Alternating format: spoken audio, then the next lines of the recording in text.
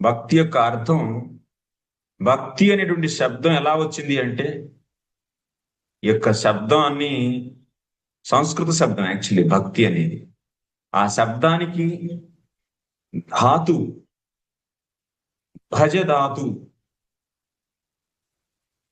భజ అనేటువంటి ధాతువు నుంచి భక్తి అనేటువంటి పదం చేయడం జరిగింది. భక్తి అనే పదం భజ ధాతువు నుంచి వచ్చిందనమాట. భజ ధాతు యొక్క అర్థం ఏంటి? ప్రతి ధాతువుకి ఒక అర్థం ఉంటుంది. భజ ధాతు యొక్క అర్థం సేవ.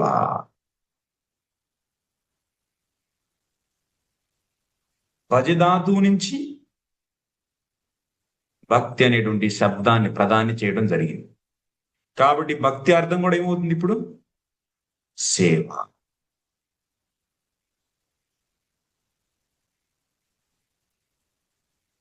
సో అందుకోసమే బుద్ధిమంతులు అనేటువంటి వాళ్ళు భక్తి యొక్క అర్థం ఏం చెప్తారు?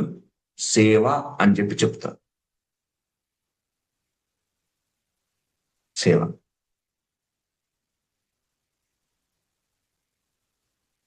ఇప్పుడు మనందరం ఏమనుకుంటాం? భక్తి అంటే సేవ.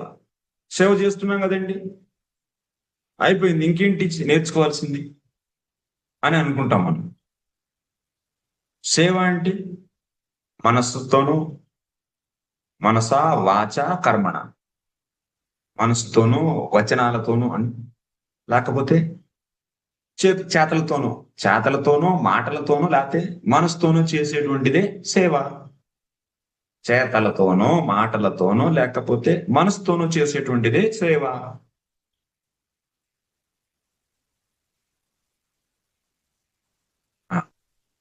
చేతలతో మాటలతో మనసుతో చేసేది మనస వాచ కర్మణ. ఈ భగవంతుడి యొక్క ఆనందం కోసం చేతలతో మాటలతో మనసుతో చేసేటువంటి క్రియల్ని భక్తి అని అంటారు.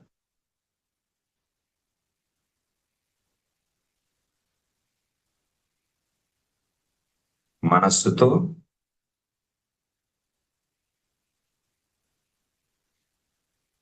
మాటలతో, చేతలతో.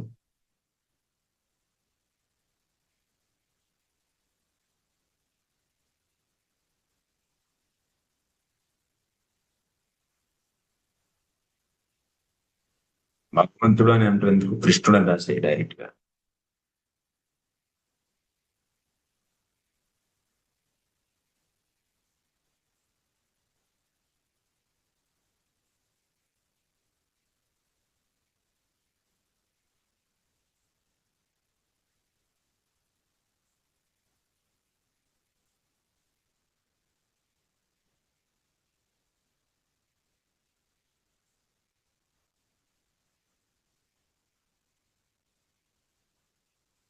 వీళ్ళనే ఉంటాం సేవ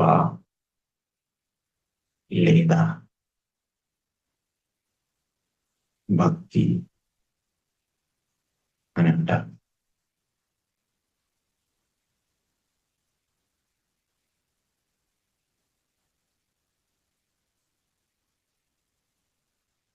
మనస్సుతో, మాటలతో, చేతలతో కృష్ణుడు యొక్క ఆనందం కోసమే,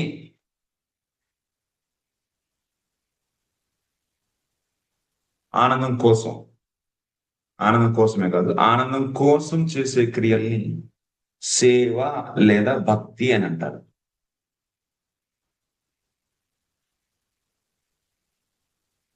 ఓకే, బాగుంది. సో